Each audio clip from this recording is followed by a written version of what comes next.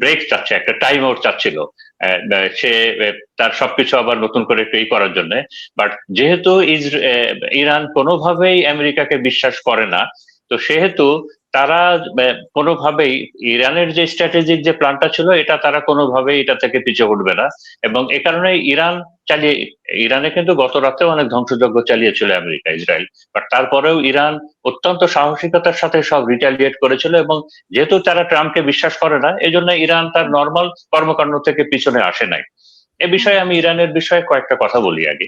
তো হুম। দেখেন, প্রথমে আমি আগে কয়েকটা অনুষ্ঠানে বলেছিলাম যে এই ধরনের বড় যুদ্ধে যে স্ট্র্যাটেজিটা খুব বড় ইম্পর্টেন্ট, এবং কার স্ট্র্যাটেজিটা কাজ করছে। এবং হুম।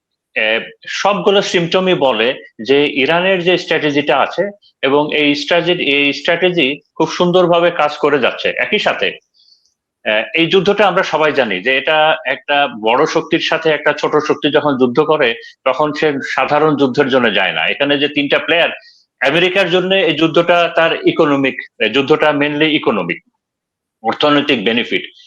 ইসরায়েলের জন্য এটা ধর্মযুদ্ধ, আর ইরানের জন্য এটা যুদ্ধ সার্ভাইভালের জন্য, তার নিজের আইডেন্টিটি এবং নিজের সার্বভৌমত্বর সার্ভাইভালের জন্য যুদ্ধ।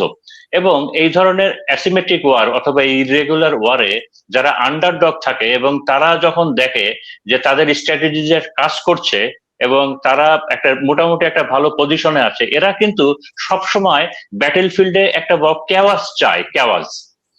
হুম। কারণ কেওয়াজের দুইটা মানে আছে। বড়দের জন্য কেওয়াজটা হলো কেওয়াজ, আর যে ছোট তার জন্য কেওয়াজ মানে হলো অপরচুনিটি। তো হুম। আহ, এ কারণেই এই যে যুদ্ধটা এসকালেট করে এখন বেশ একটা ভয়াবহ এমন একটা পর্যায়ে চলে গেছে, পুরা মিডিল ইস্ট সহ। এইটা অ্যাবসলুটলি ইরানের প্ল্যান অনুযায়ী চলছে, অ্যাবসলুটলি ইরানের প্ল্যান অনুযায়ী চলছে। ইরান এইটাই করতে চেয়েছে। একই সাথে আমরা যেটা দেখলাম যে ইউএস এর যে ইকোনমিক যে ইকোনমি, যেহেতু ইউএস এর সাথে ইকোনমিক যে যুদ্ধ, আপনার হরমুজটা বন্ধ করেছে, পেট্রো ডলারের সাপ্লাইটা বন্ধ করেছে তারা। আমরা খেয়াল করেছি যে গত 3 দিন আগে, গত পরশুদিন মনে হয়, যে হুম। ইন্ডিয়া তেল কিনেছে। আহ, ইন্ডিয়ার তেলবাহী জাহাজ এসেছে হরমুজ থেকে, এবং ইন্ডিয়া তেল কিনেছে চাইনিজ মুদ্রায়, ইউয়ানে। হুম। তো হুম। এটা একটা বড় অ্যাচিভমেন্ট, এটা একটা বড় অ্যাচিভমেন্ট এই যুদ্ধে। হুম। ইরানের যে কাসাম যে দ্বীপটা আছে আপনার ওই হরমুজের ভেতরে, প্রায় 1500 স্কোয়ার মাইলের, 1500 স্কোয়ার কিলোমিটারের একটা লম্বাটে দ্বীপ। এটা ওখানে বলে কি, এইটার পুরা আন্ডারগ্রাউন্ডটা হলো ইরানের। এখানে মিসাইল আছে, ওদের সমস্ত ডিফেন্স ম্যাটেরিয়াল আছে ওই দ্বীপের। একই সাথে আমি আজকে আরেকটা আপডেট দেখলাম যে যেটা আমরা জানতাম না, এখন তো আস্তে আস্তে ইরানের সামরিক ক্যাপাবিলিটি অনেক সামনে আসছে। যে ইরান তো আমরা আগেই জানি যে হরমুজে সে সি মাইন অলরেডি সে লে করে রেখেছে।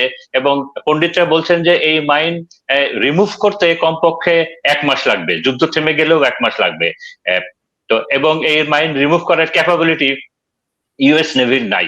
তো এখন আজকে আরো জানলাম যে ইরান, আচ্ছা তার আগে একটু বলে রাখি যে হরমুজের পানির ডেপথ অনেক কম, এখানে বড় সাবমেরিন আসতে পারে না। তো ডেপথ অনেক কম, যে এখানে ইরান ছোট ছোট প্রচুর সাবমেরিন তৈরি করেছে। যে যে সাবমেরিন গুলোর ছোট, ওই 25 মিটার 30 মিটার এরকম অনেক ছোট সাবমেরিন, যেগুলো এই অল্প পানিতে খুব খুব খুব হাই স্পিডে চলে, এবং একজন দুজন মানুষ থাকে, এবং তাতে তারা টর্পেডো মারে। এবং হুম। এইটা নেগোশিয়েট করার মতো ভালো ক্যাপাবিলিটি আপনার আপনার এই আমেরিকা কিংবা ওয়েস্টার্ন ওয়ার্ল্ডের তেমন একটা নাই। গতকালকের একটা খবরে দেখলাম যে হরমুজের উপরে অনেক ইউএস ফাইটার তারা টহল করেছে, এবং তারা হুম। উপরে ইরানের কোনো শিপ টিপ এরকম দেখছে না, বাট তাদের সবকিছু আছে হলো পানির নিচে। একই হুম। সাথে দেখেন যে ইরান, আমরা যেটা একটু আগে ভাই বললো যে তাদের ডিয়াগো গার্সিয়া সেই 4000 কিলোমিটার দূরে, এটা ভারত মহাসাগরের প্রচন্ড একটা স্ট্র্যাটেজিক জায়গা এই আমেরিকা এবং ইউকের জন্য। সেখানে ইরান মিসাইল মেরেছে, মিসাইল পড়েনি, সাকসেসফুল হয় নাই। আহ, হুম। সেটা বিষয় না। হুম। বিষয়টা হলো ইরান চাচ্ছে যে ইউএস এর রিসোর্স গুলা যেন সারা বিশ্বে ছড়িয়ে যাক। মানে সবকিছু তারা যেন বিভিন্ন দূর দূরান্ত থেকে ইউএস এর রিসোর্স গুলা যেন সব এখানে না আসতে পারে, এই মিডিল ইস্টে ইরানের কাছে না আসতে পারে। এবং ইরান ওই ক্যাপাবিলিটি আছে। তো এইখানে আহ, আর আমরা গতকালকে আমার খুব ভালোই লেগেছে, গতকালকে একটা ফ্রেঞ্চ একটা ফরাসি একটা জেনারেল একটা কথা বলেছেন, তাকে জিজ্ঞাসা করা হয়েছিল যে আপনার ফ্রান্স কি এই ইরান যুদ্ধে অংশগ্রহণ করছেন, তো উনি উত্তরটা দিচ্ছেন এভাবে যে টাইটানিক ডুবে যাওয়ার আগের রাতে টিকিট কাটতে আমি চাই না। মানে ইরানের যুদ্ধে আমেরিকার সাথে মেলা মানে হলো টাইটানিক ডুবে যাওয়ার আগের রাত্রে ওই জাহাজের টিকিট কাটা। তো এখানে আমি এই যুদ্ধে বিশেষ করে ইরান এবং ইসরায়েলের দুইটা বড় ফল্ট লাইন দেখতে পাচ্ছি। এবং আমার ধারণা ফল্ট লাইন, একটা বিল্ডিং এ যেমন ফাটল দেখা যায়, বড় বড় ফাটল থাকে, ওরকম আমি এখানে ইরান এবং ইসরায়েলের দুইটা বড় ফল্ট লাইন দেখতে পাচ্ছি। এবং আমার ধারণা এই বিষয়গুলো আরো বড় হবে সামনে।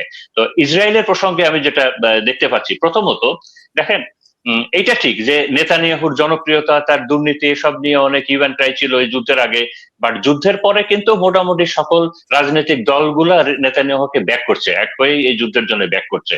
বাট তারপরে কথা থেকে যায় যেটা হলো, নেতানিয়াহুর গভর্নমেন্ট একটা কোয়ালিশনের গভর্নমেন্ট। ইসরায়েলের গভর্নমেন্ট ফর্ম করতে খুব সম্ভব 61টা আসন লাগে, নেতানিয়াহুর আছে 31টা, মানে আরো 5টা দলের সাথে মিলে নেতানিয়াহুর হলো আপনার এই কোয়ালিশন গভর্নমেন্ট। তো এবং তো এইখানে ওই ওভারহুইলমিং আপনার জনপ্রিয়তা কোনো দলের নাই, এবং তাদের এই দলগুলোর ভেতরে অনেক রেষারেষি আছে।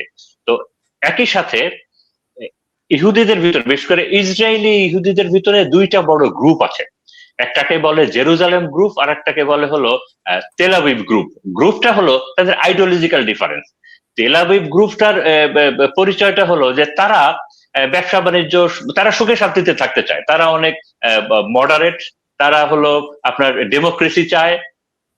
আর আপনার জেরুজালেম পার্টি, তাদের কাছে ধর্মটা বেশি ইম্পর্টেন্ট। আর তেল আবিব পার্টি, এদের কাছে হলো গণতন্ত্রটা বেশি ইম্পর্টেন্ট।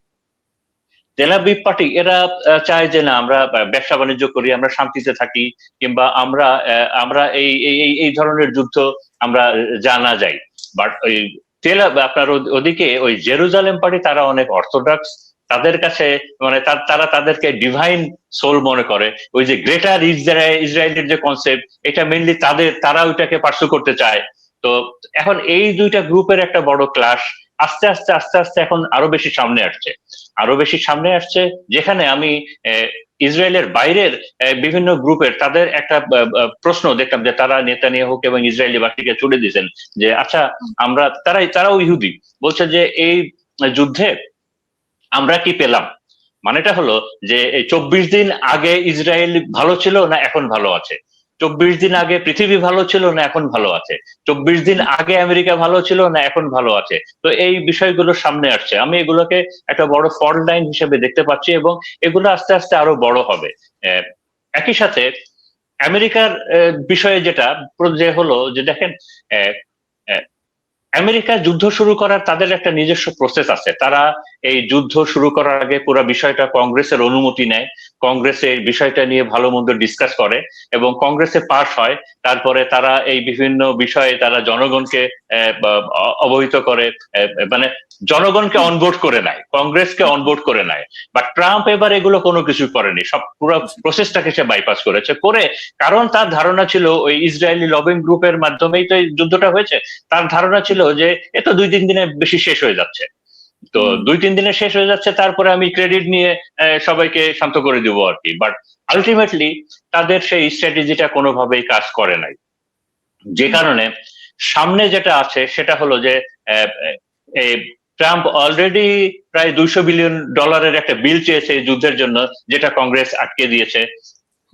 নর্মালি ইউএস এর ডিফেন্স বাজেট থাকে $600 বিলিয়ন মতো। অলরেডি ট্রাম্প এই বছরের জন্য $900 বিলিয়ন একটা বাজেট চেয়েছে, যেটার পাস হওয়ার কোনো লক্ষণ নাই।